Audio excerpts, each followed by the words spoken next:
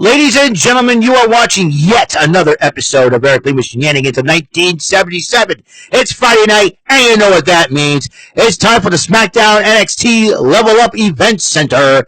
And here's the man that lays all the SmackDown in the wrestling reports himself, Eric M. Lima. Thank you very much, Mr. Announcer, sir. Well, hello there, everyone. Welcome to yet another episode of Eric Lima Shenanigans of 1977, episode 1355 of the show. What's going on? What's happening? I hope you guys are having a wonderful night. Some great news. Red Sox won. They beat Pittsburgh 8-1. I'm glad, because they had a tough 10-game homestand. They went 3-7. Like you said, take it out on Pittsburgh, and that's exactly what they did. Hit 3 home runs in that game to defeat Pittsburgh 8-1. I'm very, very happy about that. And as you know, also a little bit of a note. Tomorrow will be Card Sharks Muddy Cards, the 85th edition. Actually, it'll be Sharks in Suit Saturdays, followed by AEW Collision and Rampage. They'll be airing. There'll be the final Collision and Rampage before AEW Dynasty this Sunday. Tomorrow also will be TNA Rebellion. I'm going to try to watch that. And not only that, ladies and gentlemen, Chillin' with Jordy will be tomorrow as well. So I'm hoping to join them on there. It's going to be a lot of fun. It's going to be multitasking craziness. That's what I'm going to do. So with AEW, with SmackDown and NXT Level Up in the books, as you know, next week we'll start the WWE Draft. This is a big deal. All 3 brands on rosters. Every roster is involved in that matchup. So let's in that whole draft, I should say. So I'm just kind of totally excited about what's going on. Well, it kicked off with the number 1 contenders match for the WWE Championship. The winner will be facing Cody Rhodes at Backlash in Lyons, France. LA Knight going one-on-one with AJ Styles, and this was a heck of a matchup. Could have gone either way to WrestleMania rematch, but AJ Styles ends up winning the matchup. And then Paul Heyman was waiting on Solo Sikoa, and Solo Sikoa decided to name Tama Tonga the MFT of the new and improved bloodline. So, and it was like, and he asked about Kevin Owens. I don't know where Kevin Owens was. Find Kevin Owens. It seems like Paul Heyman's intimidated by Solo Sikoa. And unfortunately, he's been forced to be part of be the wise man of this bloodline. Oh boy. So anyways, Nick Aldis and Triple H came out to bring out A-Town Down Under. That'll be the team of Austin Theory and Grayson Waller, tag team champions. They come out and they start running their mouths and say, well, we saw the nice belt. So, and Triple H's like, with that said, these are your new WWE Tag Team Championships. So when they revealed them, they were like, and here's the crazy part. The belts look very, very nice. It's reminiscent of the old school 80s tag team titles held by teams like Demolition, the Hart Foundation, the Nasty Boys, Legion of Doom, 80s, 90s era, like the New Age Outlaws, the Rock and Sock Connection, the Brothers of Destruction. I can go on. Every tag team from the 80s and 90s held belts similar to the new WWE Tag Team Champions. And Triple H goes to shake their hand. They're like, no, we'll shake each other's hand. Oh, my goodness. And Nick Aldis was so upset. He got into their faces. And he goes, if you disrespect that man again, A-Clown down under is going to suffer a whole lot worse. I'm like, oh, A-Clown down under. That was pretty funny. When I referred to Grayson Waller and Austin Theory, the Beavis and Butthead of the WWE. And that's what got me into a little heat with one of the live chatters over at freaking The Bump a couple of days ago, but I straightened that person out. So yeah. It's because they act like Beavis and Butthead. So So that was pretty funny. Then Kayla Braxton interviewed Naomi before the matchup, and Naomi says that, she's going to do whatever it takes to become champion, as she challenges Bayley for the WWE Women's Championship. Then the Fatal 4-Way happened. The Street Profits versus New Catch Republic. That would be the team of Pete Dunne and Tyler Bate, AOP, Akam Razor, and Legado del Fantasma, Angel Garza and Roberto Carrillo. This matchup could have gone any way possible. There were so many crazy moves. But then the Street Profits ended up winning the matchup, and they'll be challenging A-Clown Down Under. A-Clown Down Under. That's pretty funny. And he so for those tag team titles, I mean, he will focus more on comedy than wrestling, and you're going to lose those bets fast. And then he takes the SmackDown tag team belts away from them. Like, hey! But they got the new belts and started showing them up as they go on commentary during that Fatal 4-Way matchup. Meanwhile, a little side note, Pretty Deadly was complaining about this. Here's an idea. Time to get Pretty Deadly drafted to Monday Night Raw and then challenge the Awesome Truth. Pretty Deadly versus the Awesome Truth would be the most entertaining feud ever. Put Pretty Deadly on Raw, let him cook there. That's what I'm thinking. Well, there's rumors going around that Chad Gable would be joining forces with the Creed brothers to form a new version of American Alpha or the Alpha Academy. And Ivy Niles was like, what? So there's something going on. So we'll find out next week on Monday night. This coming Monday night on Raw. So, anyways, then after the Street Profits won, Byron Saxton interviewed Bayley. Bayley says, listen, Naomi was the one that helped me get my front in the door. She helped me out on the main roster. And Bayley wanted to pay her back by giving her this title shot. Then Paul Heyman was trying to talk to Solo Sikoa and trying to ask him questions, but Sikoa heads out to the ring.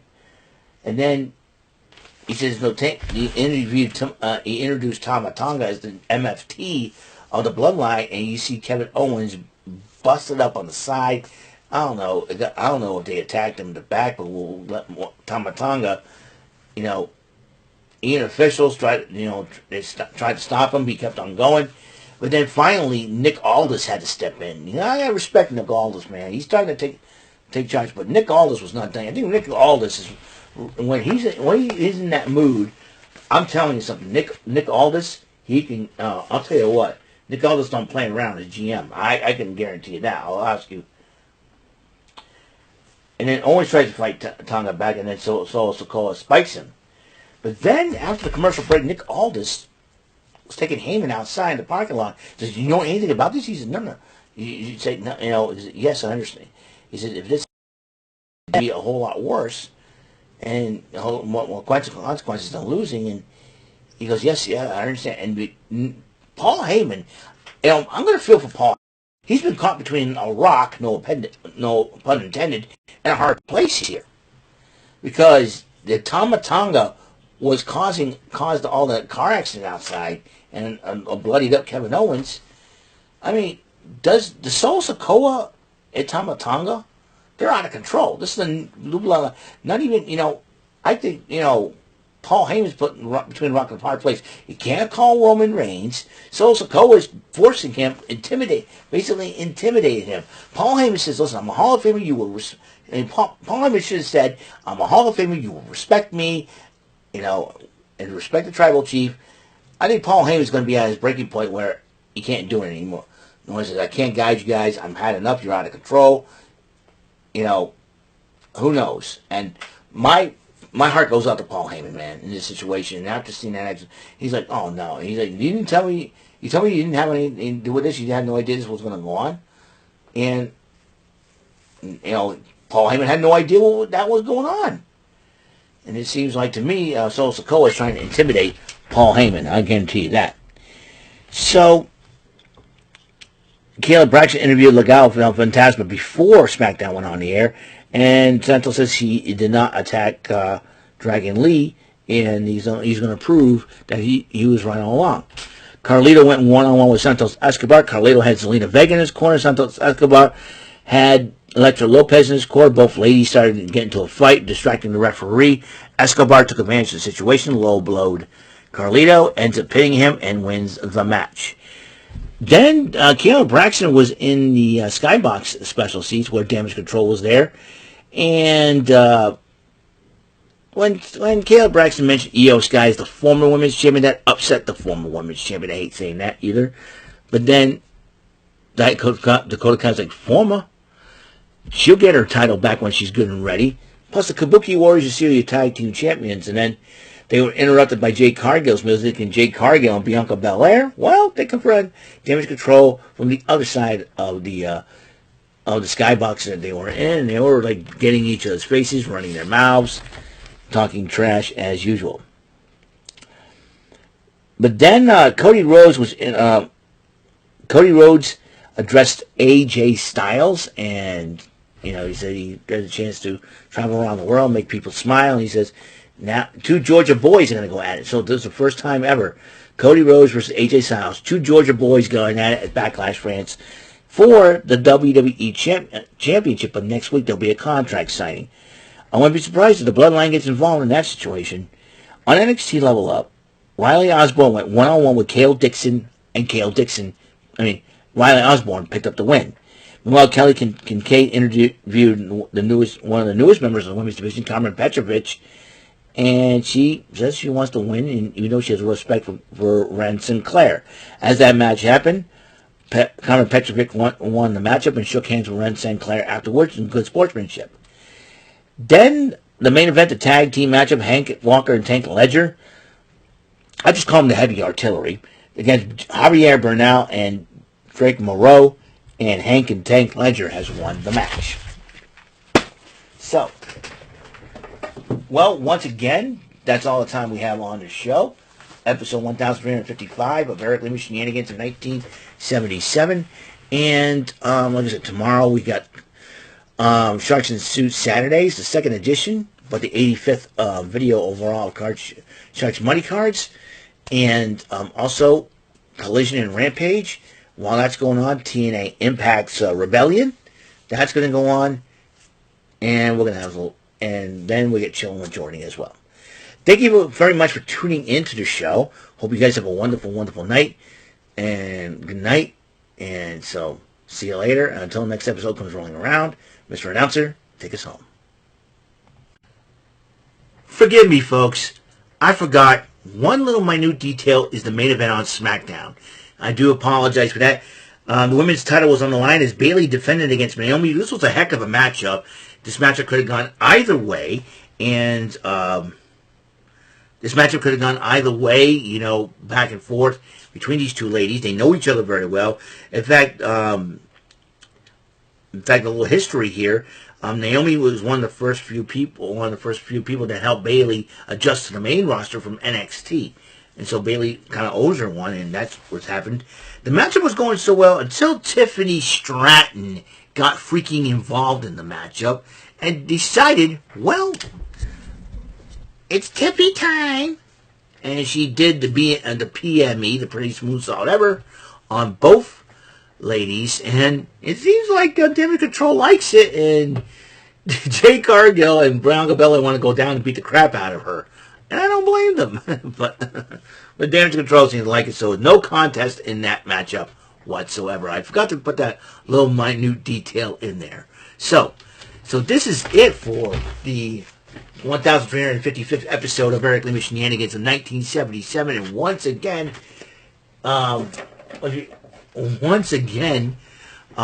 you like any of my videos I put up here, ring the bell for notifications, subscribe, like them, whatever you do, all right? Share with your friends, tell them about the channel. My goal is to reach 300 episodes by the end of this year. 300 subscribers by the end of this year, because subscribers don't come as easy and quick as usual. So, until the next episode once again rolls around, this time, Mr. Announcer, take us home. That is all for today's episode. This is your announcer speaking for Eric Lima Shenanigans of 1977. A Big Beefy E, doing for Bob Saget Productions, and in association with are Raven Beaufort Telepictures and Distribution. Thank you for watching today's episode. Tune in next time for another episode of Earthly Shenanigans of 1977. Goodbye for now.